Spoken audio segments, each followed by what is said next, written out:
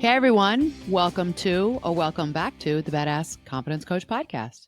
Today, Tim and I are going to be talking about having difficult conversations with family members.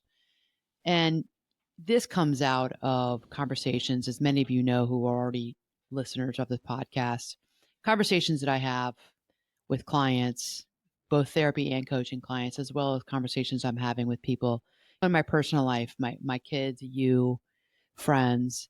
And I wanted to talk about this specifically this week because something that's gone viral, at least on TikTok, which I'm spending time on.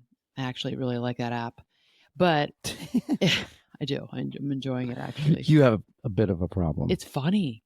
It's funny. And I go there for my recipes, for understanding, getting knowledge about world history or art history, archaeology. It's really unbelievable the people that are on there. So yes, I can go down a rabbit hole sometimes with my love of art history throughout Europe. And I realize, oh my gosh, I've been on here just totally wasted time. And that's a conversation for another time. And I talk to my coaching clients about this all the time, but yeah, I'm guilty of it. Time to get off at times. Okay. But what has gone viral on TikTok is what I see are mostly Gen Z and millennials who have difficult relationships with their parents, going low contact or no contact. So and because of TikTok, knowing I'm watching it, the algorithm is feeding it to me. So I'm getting a lot of this. And it's really interesting to see all these late 20s, 30s, early 40-year-olds who are struggling with issues with their parents or their in-laws, and they're going no contact with them. And I did a podcast probably a couple of years ago about this with someone who's now, he's a very well-known person on TikTok. And it was interesting. And I'm going to say this. I had him on my podcast. He had not prepared for this conversation before he came on, which if you go on podcasts, you do have to prepare. You do have to know a little bit about what you're going to talk about. And this person had not done that. And it was just kind of a fly by the seat conversation, getting him on very quickly and talking to him. And I wanted to talk to him about this, he's a therapist. Why are adult children doing this? And he really didn't know the answer. And he said to me, well, why do you think? And I was surprised at that. Well, he has taken this topic because he's seen also on social media is such a big one, and he's developed a niche around it, and he's getting thousands of views. So good for him. He's really kind of hunkered down on this issue. And it underscores that so many people are viewing it and watching his videos that it's obviously resonating for people. It must be. So, I mean, he probably has done some homework, let's hope, right? Of course. Yeah. Of course. Now it's his thing, and he's done all the research, and he has some clinical experience, I'm sure, as a therapist. He's a lot younger. He's probably in his early 30s, but yeah, he's got experience.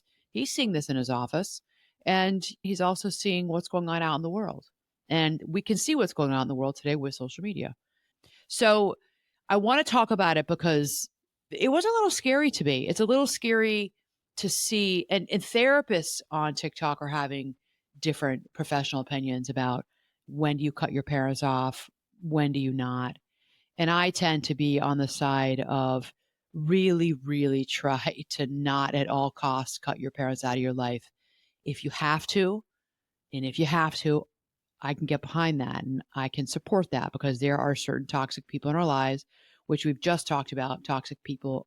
We've done episodes on here. There are times when you have to, but there are many, many times where I think to myself, can you work it out? So one of the ways we try to work it out with our family members is having these conversations.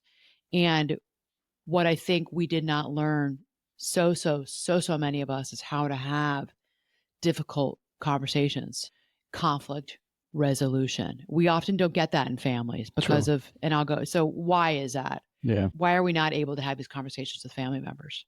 The hard ones. I think sometimes we're just a little bit scared to. Right. I think we're scared to because we don't really know how it's going to go. Okay. So we don't know where it will end up in terms of the relationship. Maybe it might have an everlasting effect on it. It's possible. Think about yourself. Yeah. What are you scared of? Name it. Specifically, what are you scared of? Again, I would be scared of the unknown, not knowing how it's going to come out the other side. So I'm not scared to have the conversation or go into that conversation, but what could come out the other side if it doesn't go well, whatever that means, I would be afraid of that mostly. I want you to think a little bit more about that and tell me, because you're speaking a little bit still in generalities. Think about, you're not telling me there's something in you that you are afraid of.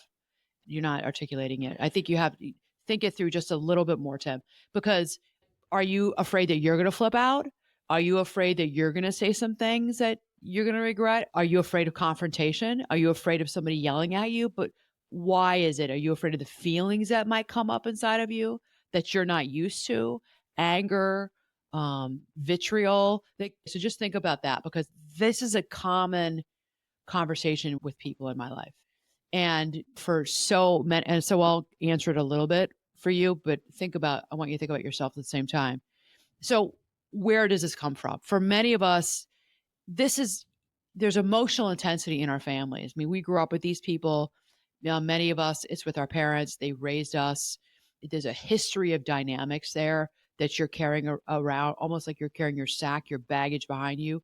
You're dragging it behind you throughout your life. And now you're an adult and you've got all this baggage from the history with your mom and dad, or maybe a sibling.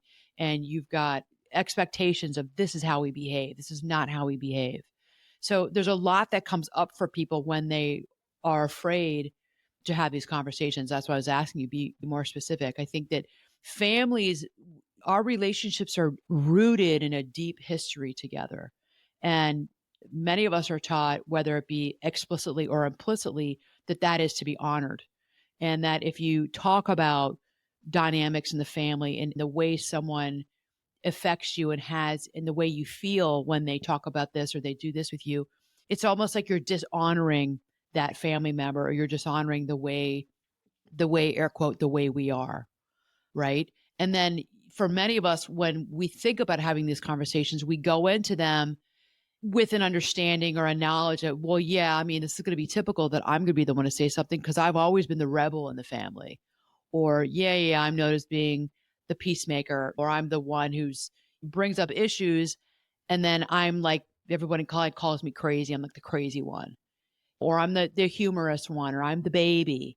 But we get stuck in these labels. And when I talk with my clients about having these conversations with family members of something that's really hard for them, they go right to, well, I'm known to be this way, so I don't want to do it. I've never been listened to. I don't have a voice. So why are they going to say something to me now? And this is how my family is, Anna.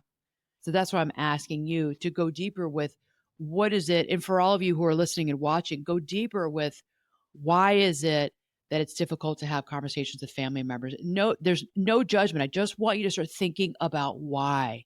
And that will behoove you to move into, well, what's my family's history? How do I remember? How did we talk? Did we talk about serious issues growing up? Did people get to talk about emotions and feelings? Was that accepted? Was that allowed? Or was that shut down? Was that met with sarcasm, kind of being made fun of? When you're young and you talk and you cry, maybe in front of others, especially socially in this country, if you're a boy, if you cried and people laughed at you, those can be just moments in our lives that are still crystallized in our memory, that we learn to shut it down, and then we don't express feelings anymore. Because at one time I cried when I was like, 8 years old about, something on Christmas Day, and everybody kind of laughed at me, or at least that's how I remember it. There's psychological unsafety here. I'm not going to cry again. Yeah. Why would you? Right. Definitely. So does that make sense? Yeah. I get what you're saying. 100%. Yeah. Yeah. So I think for me, so I'll answer it again. So the fear of the unknown. So if I get into, we're talking about a hypothetical conversation at this point with a hypothetical family member.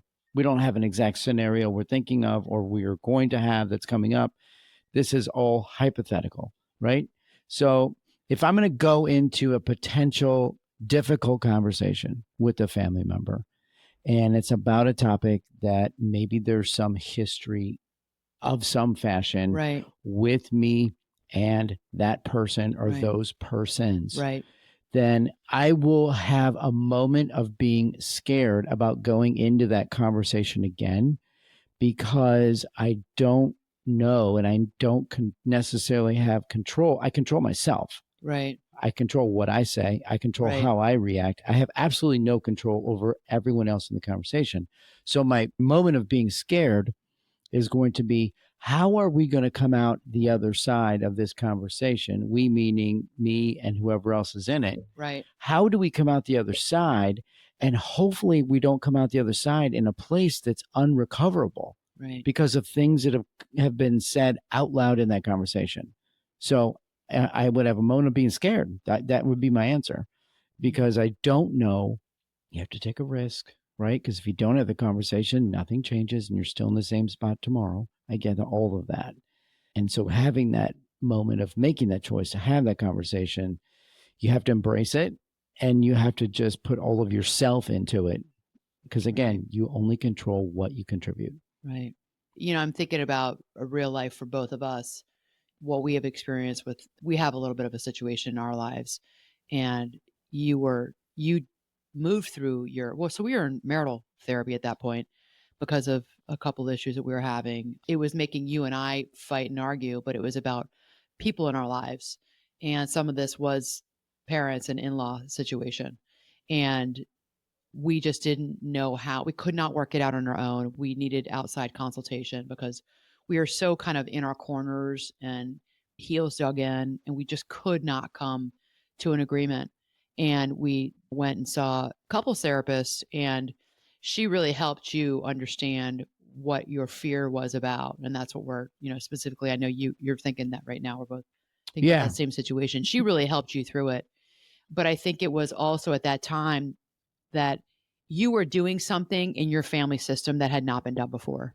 We were kind of like the millennials of today. I mean, you were bringing out an issue or bringing out something that you had been seeing for your whole life, an observance that you had of this person.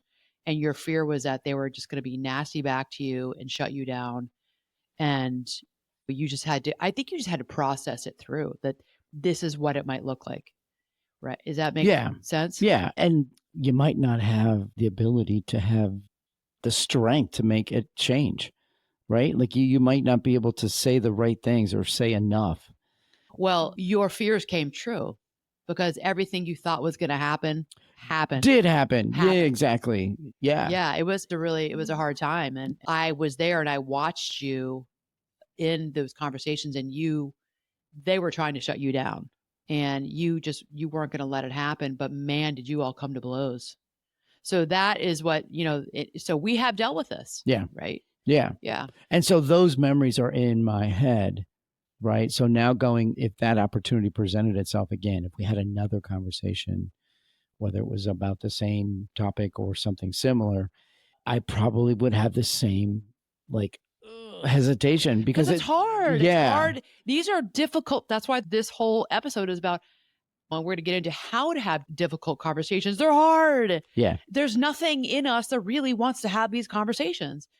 And we need to do it if we want to salvage a relationship or better a relationship. Sometimes our family members don't realize what they're saying or doing.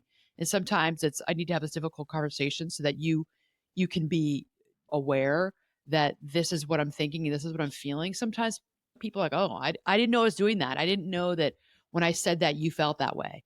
So let's get into a little bit of how do we start to resolve or confront these difficult people in our lives, in our families. Yeah. I mean, this is such a big topic, and one that, I was in graduate school for 2 years. I mean, we talked about this ad nauseum. That's 2 years of schooling, and then years and years and years of post education around family dynamics and getting trained in certain family therapeutic techniques. I mean, we could talk 4 hours and still not be done with how we show up in our families.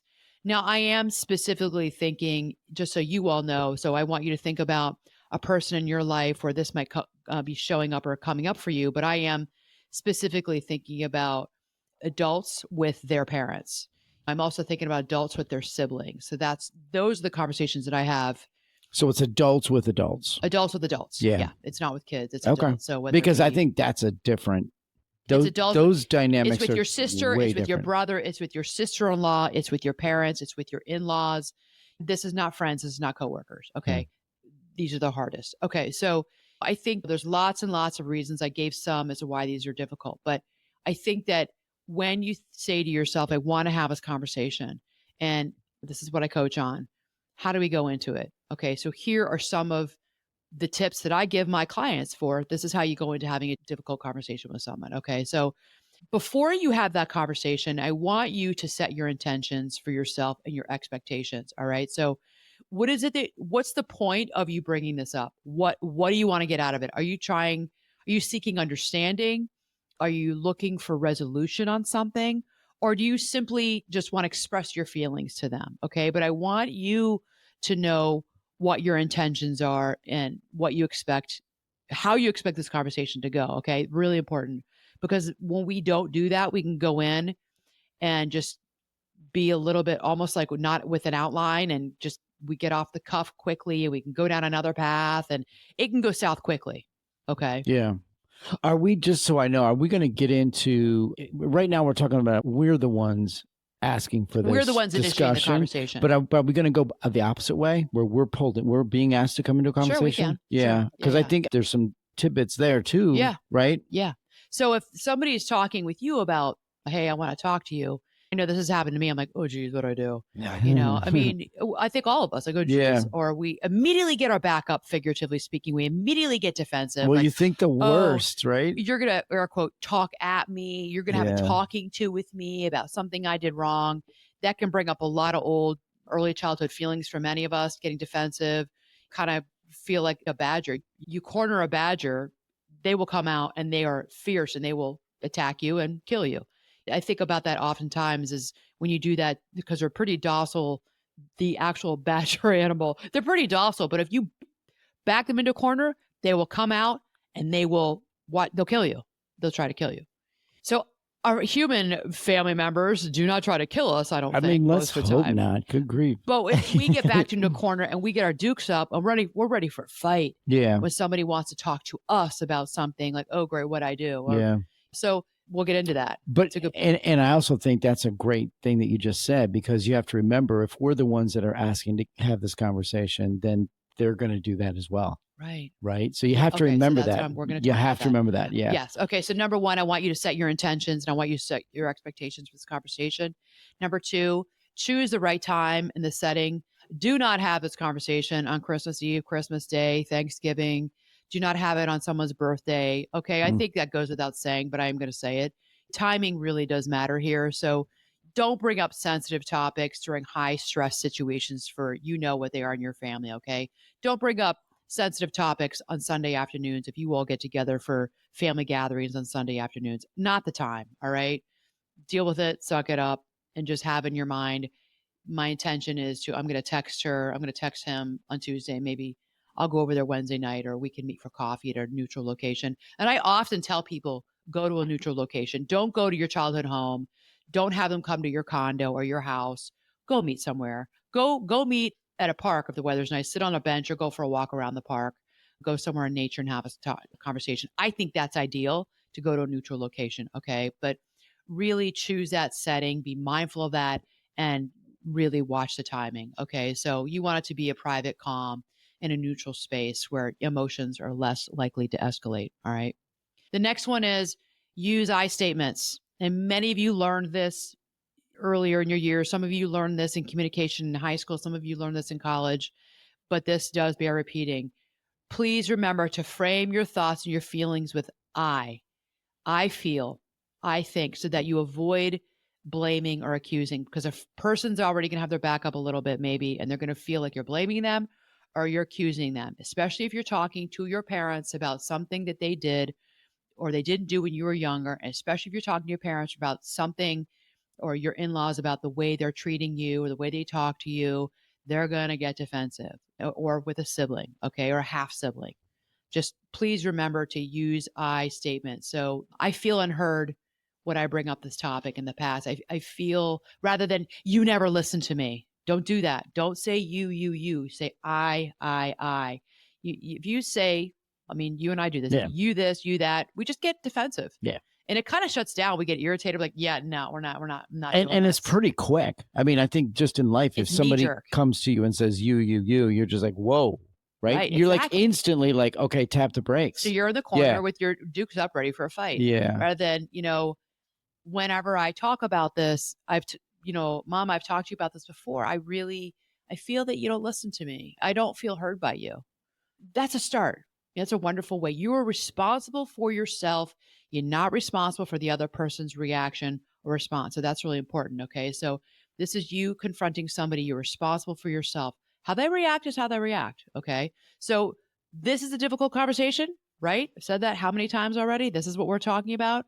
This is the best you can do. All right. You cannot control they could just go south right from there. And then you're like, okay, I don't really know what I'm going to do now It could be because quick. she just quickly shut this down. Yeah. Yeah. All right. So I'm going to encourage you to go a little further. We're getting to there, but go a little further. Okay. But I do know, I just had a conversation with a client this week who tried this, and immediately the family member just shut her down.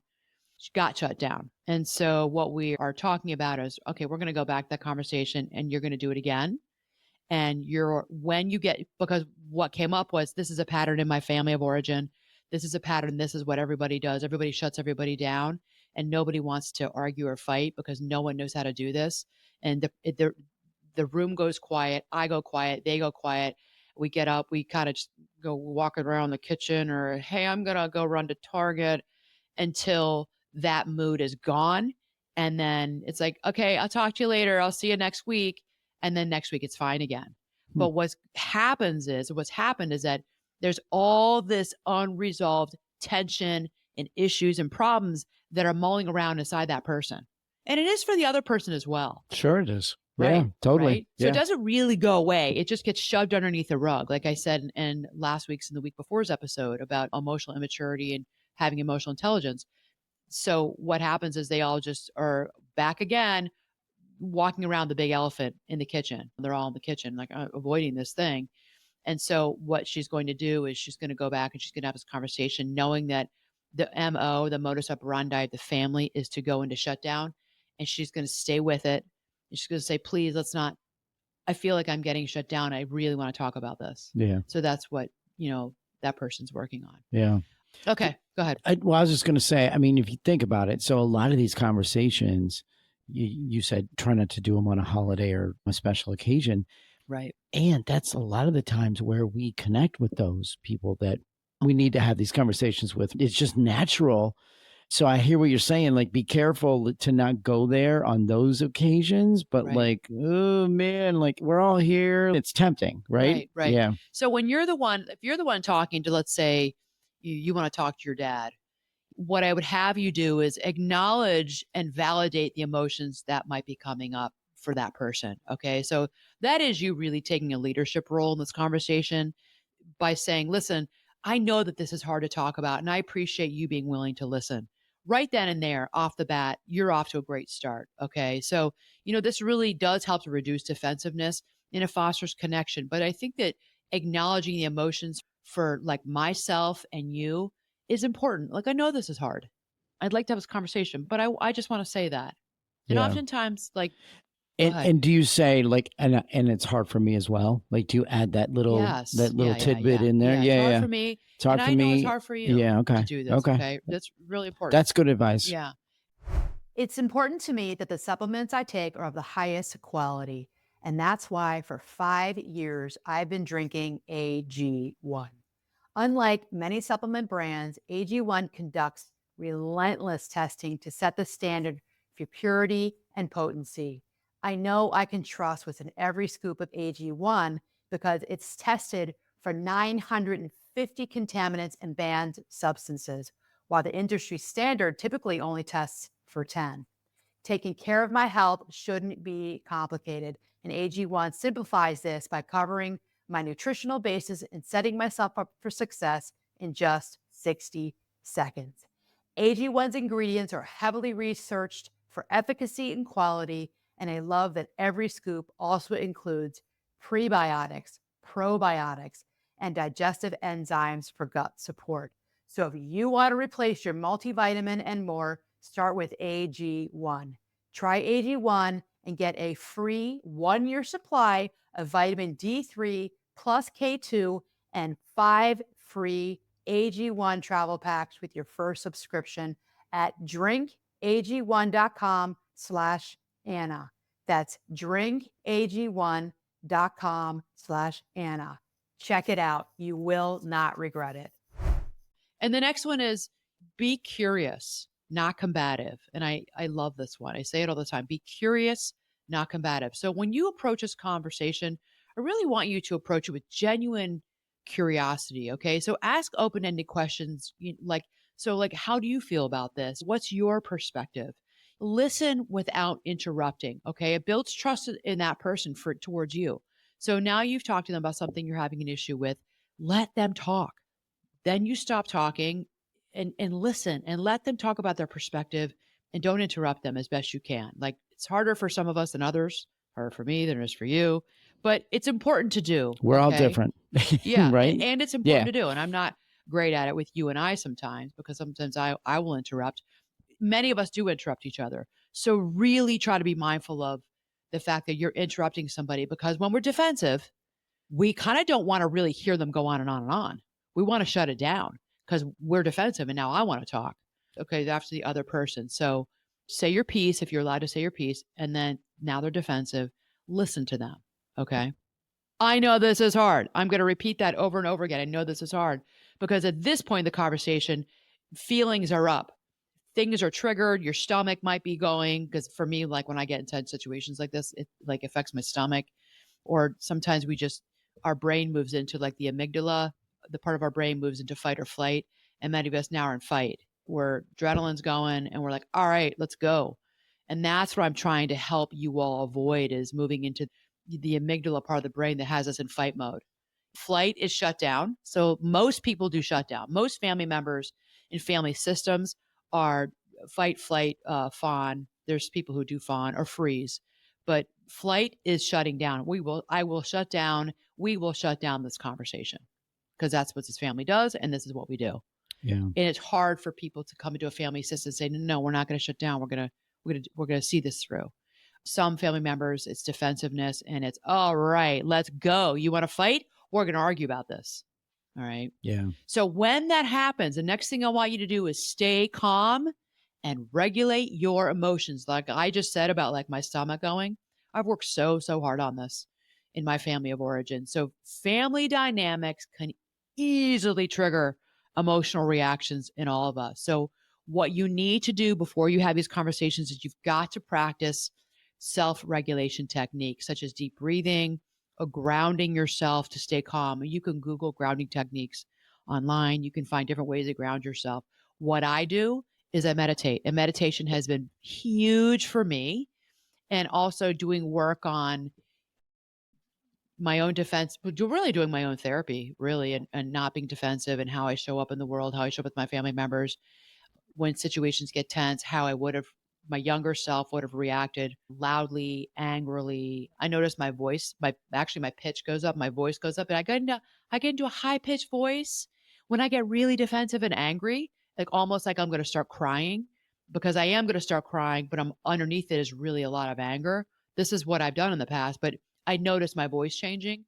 I've really done a lot of work through meditation on calming that down, and also the work in therapy of not needing to be right, not always needing to be heard, not needing to win, because that's big in my family of origin. Is we're competitive and we tend to like to win arguments and win.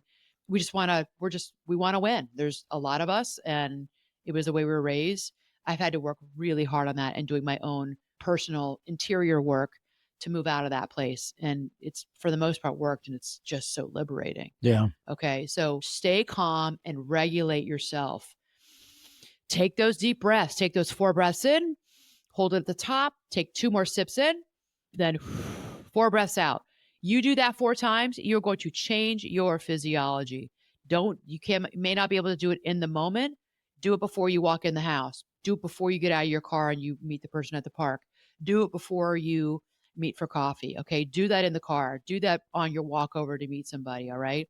And then when you're in the situation, you can just do some deep breathing so it doesn't look really obvious, and you don't do the the big exhale out. A big sigh. Like, yeah, oh, but you can do it. And I have watched in family therapy sessions, I've watched my client in individual family, my client who is an individual, when I've run family therapy sessions, we pulled a family into an individual that I'm working with, I've watched the client that I've coached, I've watched them do it. It's cool to see. So you can do it. Yeah. Okay. So that's how you're going to regulate your emotions in the moment. I'm thinking, so difficult conversations. I know we're talking specifically with family and specifically inside the family with adults. And I'm also thinking about like how like we react, because we could have difficult conversations at work or with a customer or with a stranger, right? But in those kind of conversations, it's not as predictable because you don't know that person. That's true. That right? is true. Yeah. And with this, you've got some history with this person, and we're probably a little bit influenced by history, right? We have to be influenced by the past and maybe how this has gone or things that have been said or how somebody reacts, let's say. Right. So isn't that kind of in the back of your head a little bit where it's like, okay, like we've gone down this road a little bit before. And last time or the last two times I've seen this person react this way. Well, we do see patterns with people that we interface with. Yeah. You see patterns with coworkers and colleagues. You see patterns, and we're talking an emotional topic today, but you see patterns of their pattern as they always show up 15 minutes late for work. You see patterns. I see how they are with this certain sales. This rep comes in and they are always this way with that rep, or maybe they're always flirting with that rep and they waste time flirting. Like, you see these patterns. Yeah. I'm thinking more like in a conversation where somebody, let's say you have an upset customer. Yeah. Right. And that is a difficult conversation. Right. They are. And they're a stranger and you know nothing about them. You don't know what they bring to the table. So there's a little bit more, you don't have to think about the past because it's all about what's happening in real time versus if you're talking with a family member where there's been some history, that those moments in the past are front of mind sometimes. And that's why family conversations are so much harder than talking to a sales rep who you interface with, you see once a month or twice a month, because it's present. You have no baggage, you have no history of that person. But still, if something, oftentimes coworkers, friends, people in our church, their personalities can trigger us because they remind us of somebody in our family or in our past, and they annoy the hell out of us. And that for you is something to look at. Why are they annoying you? For many times when I've asked clients, I'm like, yeah, well, because they remind me of my mom, or they remind me of those kids who bullied me when I was in middle school. Like that person reminds me so much of you, Joe Schmo in 7th grade. He used to always, so be mindful of what's coming up inside of you with someone in your workplace, at the workplace setting. Sure. Think about that. What is it about them that you're getting kind of hot about? Yeah. All right. What gets you going? And still stay calm. Regulate yourself with that person. Okay. Right. Do the self-talk of this is who this is. It's what we do when people are having panic attacks. It's 5, 4, 3, 2, 1. It's 5 things you can see, 4 things you can hear, 3 things you can touch, smell, and taste. Okay. So that can be very calming for people when they feel like they're starting to get really dysregulated with anxiety. And that's a conversation for another time. That's really how do you deal with anxiety.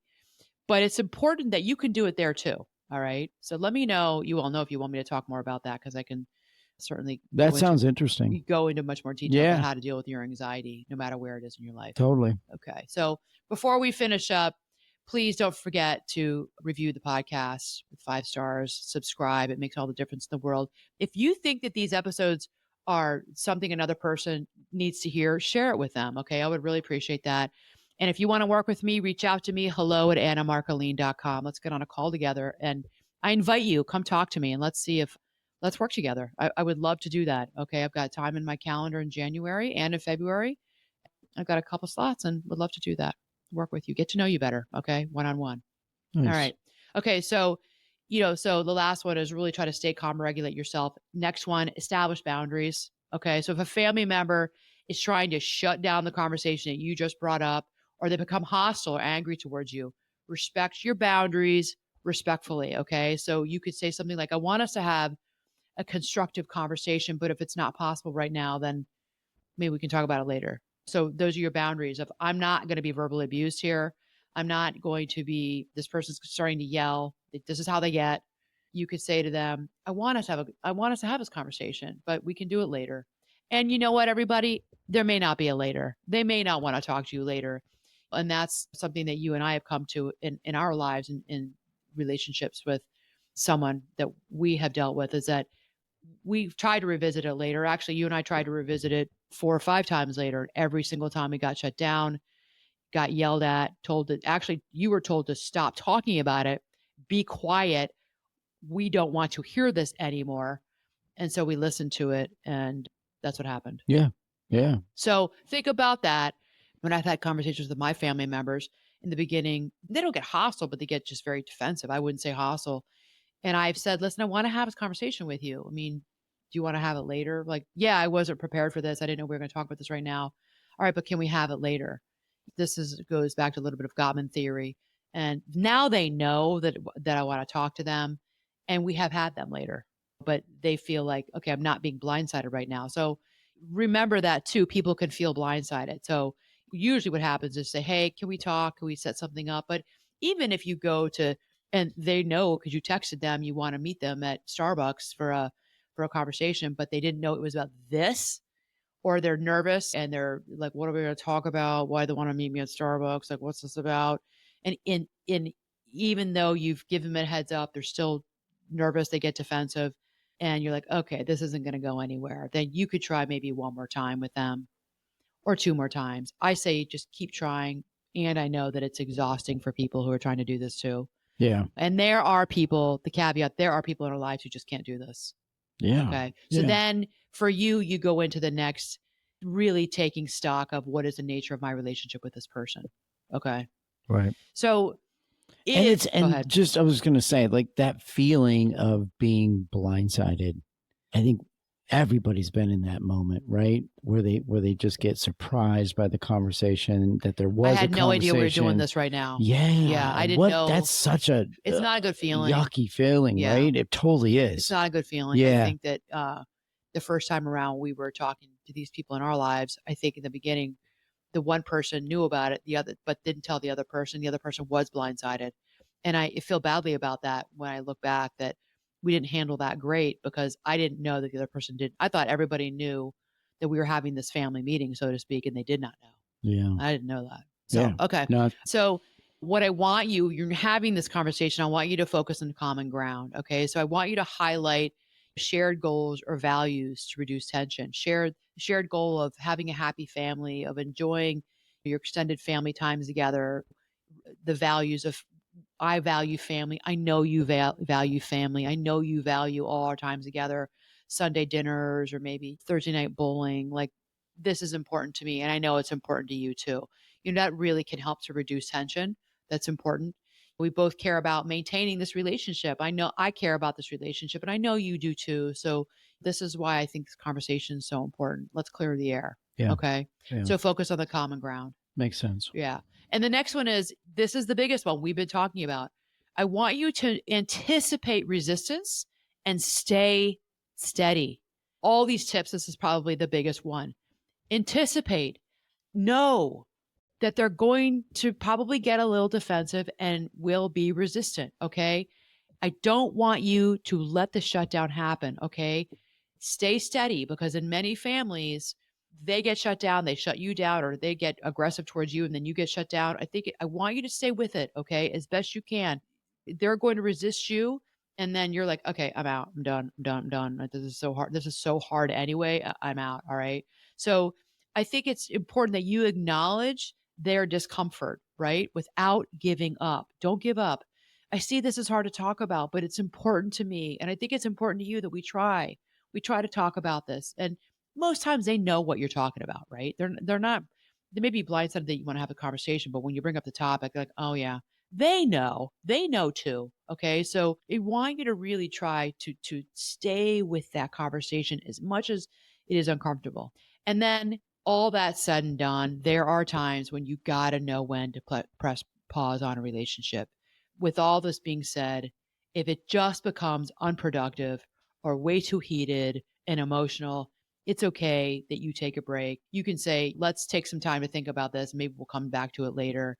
And then it's on you. I would encourage you to continue to reach out to them and say, hey, can we have that conversation? Like I said earlier, sometimes people just need a break. They need to know what they're going to be talking about.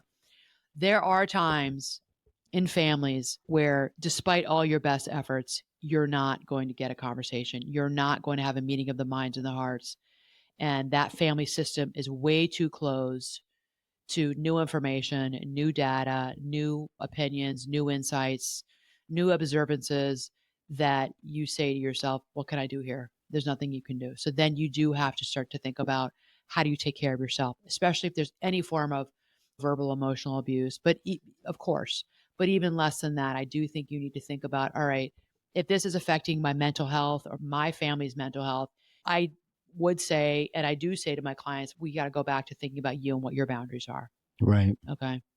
Let me ask you, has your client, you're coaching your client to how to proceed into these difficult conversations. Yep. Do you have them reveal the goal of the conversation at the beginning of the conversation? Like, yes, that's part of like the presentation of like getting into like, hey, like I'm hopeful that we can fill in the blank as part of this intro to the conversation. Because it helps the other person to know, okay, this is what this is about. Yeah. Because it makes people nervous. Totally. You're like, what are we talking about here? Especially if you're not someone who does that often, rarely, never, and they're in this family with you, and they know that we don't talk like this here. Yeah. Yeah. Let them know what your motive is and what you intend in this conversation. Especially because I would hope, I mean, it's a family member. I would hope that your goal is to come to some type of mutual common ground, right? Like you want to. That's the hope, right? Like that's the hope. Like that we can kind of figure this situation out. You know what I mean? So I mean, if you go in saying that, I got to imagine that kind of like gives somebody maybe a moment of peace, knowing that you kind of want it to be okay at the end. Yeah. Yeah. Okay. Everyone's different, and so let's go back to where this came out of for me. It's conversations that I'm having in my professional life. The tip for me was the social media on TikTok about these millennials. And I don't want to paint a broad brush. It's all millennials. I think we're seeing it. We are seeing it more with the younger the 20s, the 30s, and the early 40s. We're Gen X. Gen X's, we're not as much this way. I mean, I'm more this way because I'm a therapist and a life coach. And this is my whole world, is communication and helping people communicate better. But we did kind of suck it up, our generation, with our parents. If we had problems, we did tend to not talk about things as much. I mean, we didn't deal with all this stuff. We just, for better, for worse, we didn't like it, and we dealt with it, and we groaned and gritted our teeth and rolled our eyes and sucked it up and went to Christmas Eve, even though every Christmas Eve so-and-so is controlling and bossing everybody around, and so-and-so's in a bad mood, and so-and-so's had too much to drink. So-and-so is a religious person who's preaching to everybody about Christmas. Like, these are family dynamics. These are all our families, and we love these people. Right. And they drive us nuts. Right. Right. Totally. Right. So the younger generations below us, they tend to be less tolerant of this. So I've seen LMFTs, LCSWs, PhDs, all the different credentialed professional counselors on TikTok talking about, going no contact, in support of going no contact with your parents. Now it's nuance. It's always nuance. There's certain situations, and I don't watch all the TikToks, right, about this. But then I've also seen therapists who've said, wait a minute, your parents have done the best they could. It's not right to cut them out. They make mistakes. They are human. Is this not solvable? And I tend to lean towards that side of, yes, your parents did the best they could, but what we often hear from parents or grandparents is that they make excuses. I did the best I could, and they don't want to hear you. And it's also how they shut you down. They get defensive and say, I did the best I could.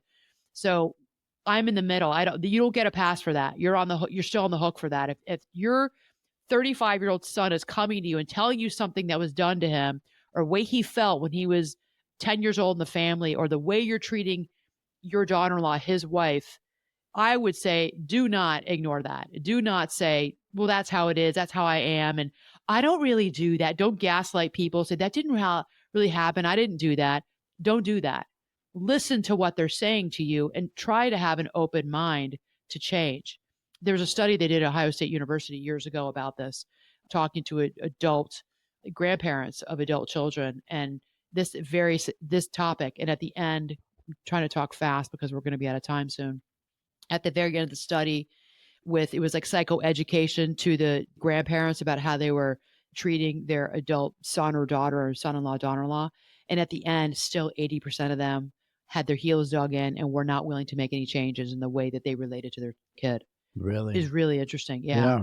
So I say it's always nuanced. Every family is different. Every conversation is different. I tend to not be in the cutoff, but there are times when you do have to do that. I don't give myself or you, Tim, or our parents, I don't give our parents a pass. I think that it is still up to them. They're big boys and girls, they're adults. They can make changes. And I think to myself, if you want to have a relationship with those kids, you listen to them. And I'm very mindful of it, as now we have kids who are in their 20s and now going into their early 30s. I'm very mindful of, you and I are flawed individuals. We actively work to still cultivate and curate our relationships with our adult children and their boyfriends, girlfriends, and future spouses. Yeah, for sure. Because we want to be those people. We always want to be around each other. Right. Right. But that I can be a pain in the butt. You can be a pain in the butt. We say things that will make them mad. We just have to learn to raise our hand and say, mea culpa, I messed up. I'm sorry. So learn to say, if you're listening to this and and someone has confronted you on this, learn how to swallow your pride and say, I'm sorry, and say a mea culpa and make amends. All right. So if you're the person that someone is talking to you, they're coming to you and they're confronting you, take a deep breath and allow it in, and try not to get defensive. This is not a character assassination on your whole being. They're talking to you probably about one or two things or a pattern in their relationship with you that they're seeing that's bothering them. Do your best to listen. Okay. They're not coming to you most likely making a blanket statement against you. Now, if that's happening, that's a different conversation. Sure. Okay. Yeah. So we're going to end soon.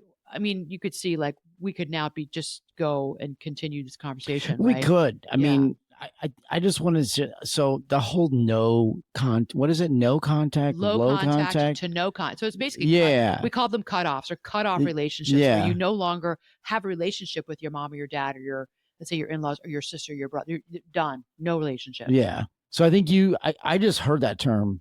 Like, when did you say this? Like 2 days ago, 3 days ago? Like we're on a walk and you're like, you hear about this? And I'm like, what? Well, I've talked to you. Well, we've talked about cutoff relationships. Yeah. You didn't know it was a trend. But now there's a word for it. Right. Right. So is this the modern day way of establishing boundaries that are on steroids, basically? That's what we're saying. It right? is a trend in the Gen Z and the millennial generations. It is a trend. They are much more savvy with therapy. They're much more psychologically savvy than our generation and baby boomers and the silent generation. Much savvier. Many of them are more emotionally intelligent. They've been in therapy. Many of them are in coaching, life coaching. Like, this is more common for them. And they're all about boundaries. They talk all the time about narcissism. And for better, much of it's amazing and really wonderful.